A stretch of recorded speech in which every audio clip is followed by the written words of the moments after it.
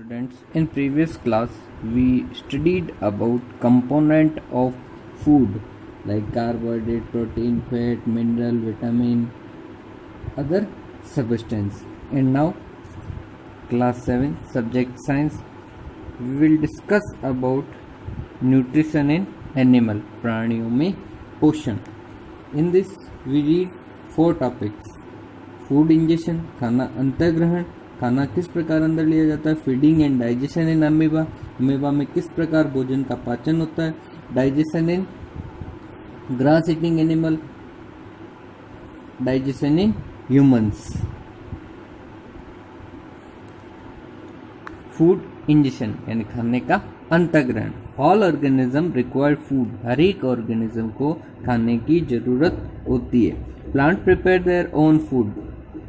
Only plant are called producer because they make there own food. वह अपना खाना स्वयं बनाते हैं. Animal get their food from plant. Animal क्या करते हैं, प्लांट से खाना प्राप्त करते हैं. Human and other being directly और indirectly depend on plant for food. Human directly और इनडायरेक्टली, प्रत्यक्ष और अप्रत्यक्ष रूप से अपने खाने के लिए प्लांट के ऊपर डिपेंडेंट रहते हैं. Animal get energy from food. Animal है जो खाने से ऊर्जा प्राप्त करते हैं. विच conduct all activity of the body. जो उनकी बॉडी की हर एक्टिविटी है, मैकेनिज्म जो होती है, उसमें एनर्जी के लिए, ग्रोथ के लिए उनको बहुत जरूरी होता है. न्यूट्रिशन, पोषण. The mode of intake of needed food for growth, development and good health of the body is called nutrition.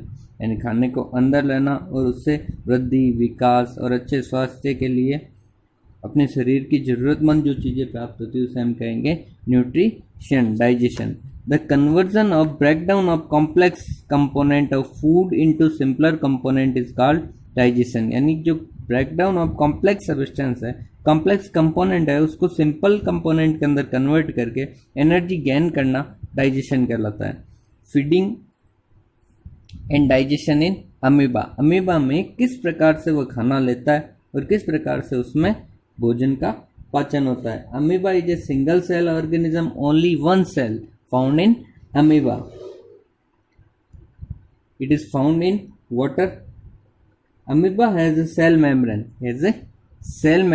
its outer body, and a rounded dense nucleus, and one nucleus are present, and many small bodies like vacuoles, and these are vacuoles found in amoeba. Amoeba changes its shape and position constantly. Amoeba अपनी body की shape को लगातार रूप से change करता रहता है. It pushes out one or more finger like projection called शूडोपोडिया. जो शूडोपोडिया इसके अंदर डेवलप होता है, ये क्या करता है, एक या दो शूडोपोडिया उधर बाहर की साइड में डेवलप कर लेता है, जिसे हम फॉल्स फीट कहते हैं. इनका work movement and capture of food. Pseudopodia का वर्क है movement and capture of food. Amoeba feeds on some microscopic organism. बिल्कुल सूक्ष्म जीव हैं जिन्हें हम आंखों से नहीं देख सकते हैं, उन जीवों को ये टेकअप करता है. When it senses food. जब इसको फूड का सेंस होता है, इट पजेज आउट शूडोपोडिया. उधर की साइड में शूडोपोडिया को डेवलप कर लेता है. अराउंड द फूड पार्टिकल्स के चारों तरफ शूडोपोडिया से उस फूड को घेर लेगा. घेरने के बाद में the food becomes trapped into food vacuole. अब ये फूड वैक्यूल के अंदर चला जाएगा. फूड वैक्यूल में डाइजेस्टिव जूस सिक्रेटेड होते हैं. डाइजेस्टिव जूस सिक्रेटेड होंगे, वो जूस से they act on food and break down into simpler substance. उसको सिंपल सब्सटेंस में तोड़ देंगे और इस प्रकार फूड का इसमें एब्जॉर्प्शन होगा. Absorb substance using for growth, maintenance and multiplication. और जो बाकी जो अनडाइजेस्टेड पार्टिकल है वो वैक्यूल की सहायता से वापस बाहर निकल जाएगा.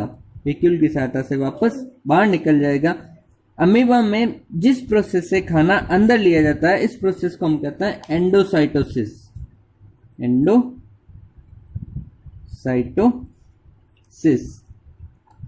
इस प्रकार से इसमें शूडोपोडिया, ये स्यूडोपोडिया जो भोजन का पार्टिकल है इसका सेंस होगा, जिधर साइड से सेंस होगा ये इसको घेर लेगा चारों तरफ से। घेरने के बाद में ये इसकी सेल मेम्ब्रेन के अंदर चला जाएगा। यहाँ पे जाने के बाद इसमें फूड वैक्यूल जो रहेगी, वैक्यूल में डाइजेशन होगा। डाइजेशन के बाद में जो अनडाइजेस्टेड पार्टिकल है वो वापस से बाहर की तरफ निकाल दिया जाता है।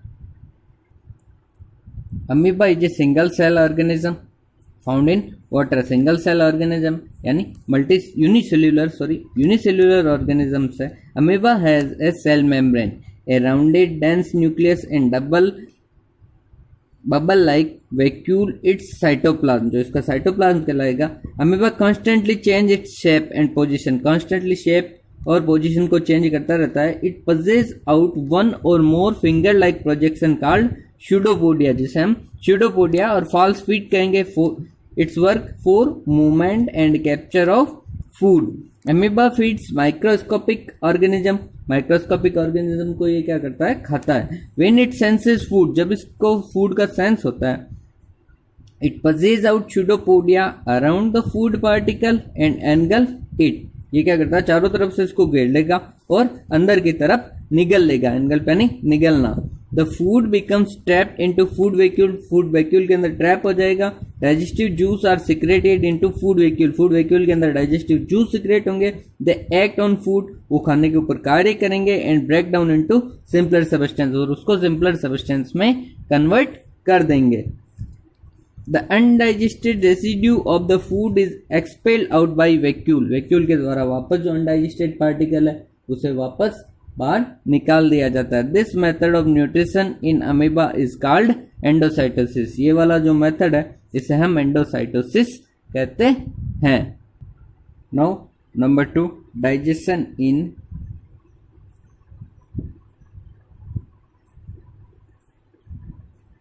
Grass eating animal like cow, buffalo. We see cow, buffalo and other grass eating animal chewing continuously even when they are not eating grass. जब वह घास नहीं खा रहे होते हैं तो भी वो उनका मुंह चलता रहता है। Actually they quickly swallow the grass and store in separate part of stomach called rumen, first stomach. इसी तरह जैसा ये गाय है, इसने खाने को खाया, खाने के बाद में इसोफेगस का मीडियम है, ये वाला जो मीडियम इसोफेगस है, ये जो लंबी नली है, इसोफेगस के बाद में ये सीधा खाना जाएगा आपके र्यूमन में। बैग लाइक स्ट्रक्चर है जो र्यूमन के अंदर जाएगा। र्यूमन में जाने के बाद कुछ मात्रा में पार्शियली डाइजेस्टेड फूड इस जगह पे होता है। जब पार्शियली डाइजेस्टेड हो जाएगा तो उसको हम कहेंगे कड।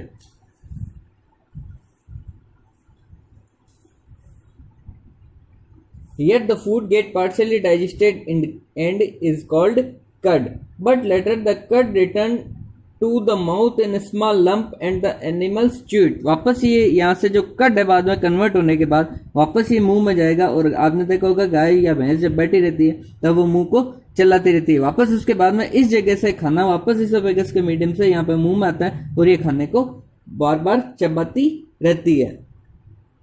This process is called rumination. ये वाला प्रोसेस रूमिनेशन कहलाता है। और ऐसे जो एनिमल्स हैं उसे हम रूमिनेंट्स बोलते हैं। The grass is rich in cellulose. घास के अंदर जो है सेल्यूलोज सबसे ज्यादा मात्रा में होता है। It's a typical carbohydrate. Many animals including human can not digest cellulose. Human के अंदर सेल्यूलोज का डाइजेशन नहीं हो पाता है। एनिमल्स के अंदर जो है स्टार्च का डाइजेशन होता है। Animal can digest cellulose as their intestine is big in size. इनकी जो इंटेस्टाइन है वो बहुत बड़ी होती है। स्मॉल इंटेस्टाइन और लार्ज इंटेस्टाइन है। ये वाली इनकी लार्ज इंटेस्टाइन है और ये इसकी स्मॉल इंटेस्टाइन है। स्मॉल इंटेस्टाइन ये वाली, लार्ज इंटेस्टाइन ये वाली। नेचुरल सी चीज़ें इसकी बॉडी जो बड़ी है जिसके कारण से इनकी स्मॉल इंटेस्टाइन और लार्ज इंटेस्टाइन भी बड़ी रहेगी। Ruminants have large sac like structure between small intestine and large intestine. Small intestine और लार्ज इंटेस्टाइन के बीच में एक बैग लाइक स्ट्रक्चर होती है, सैक होता है, जहाँ पे सेल्यूलोज जिसे हम कहते हैं सिकम, क्या कहेंगे, Sikkim.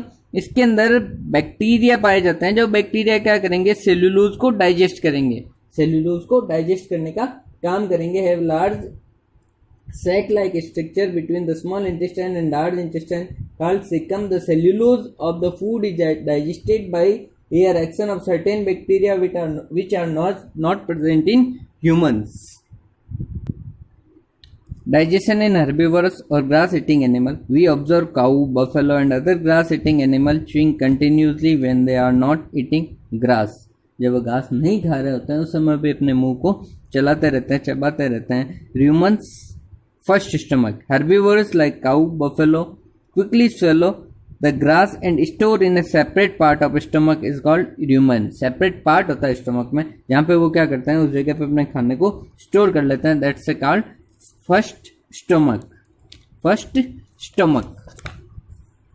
Here food partially digested and is called cud. यहाँ पे इस जगह पे food partially digested हो जाता है और उसे उसके बाद में हम कहेंगे cud.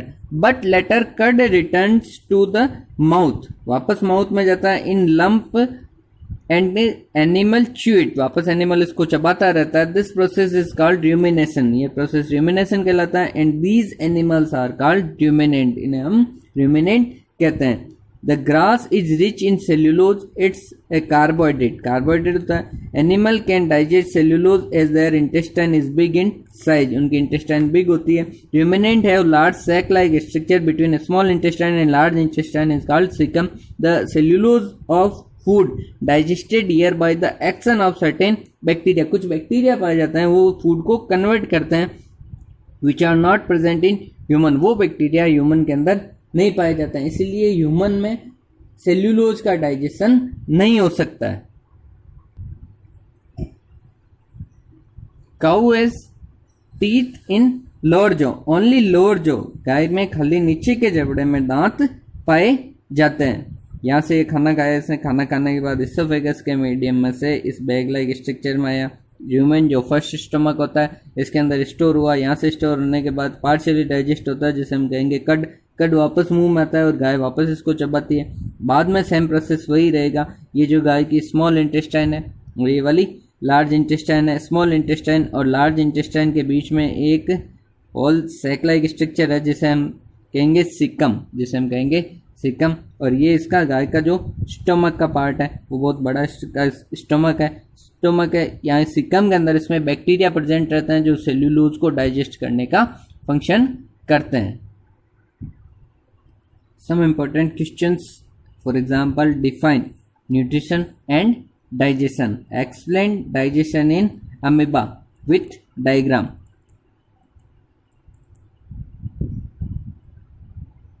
What is rumen and what is ruminant? After this, tomorrow we will read about human digestive system, which is a long topic. So first we see its diagram. It's a diagram of human digestive system. First mouth, second esophagus, third part liver and liver below, gallbladder, U-shaped size, stomach. It is covered by mucus layer. It's small intestine which is coil shape. It is large intestine. Its diameter is more than small intestine. Appendix. That's a human digestive system diagram.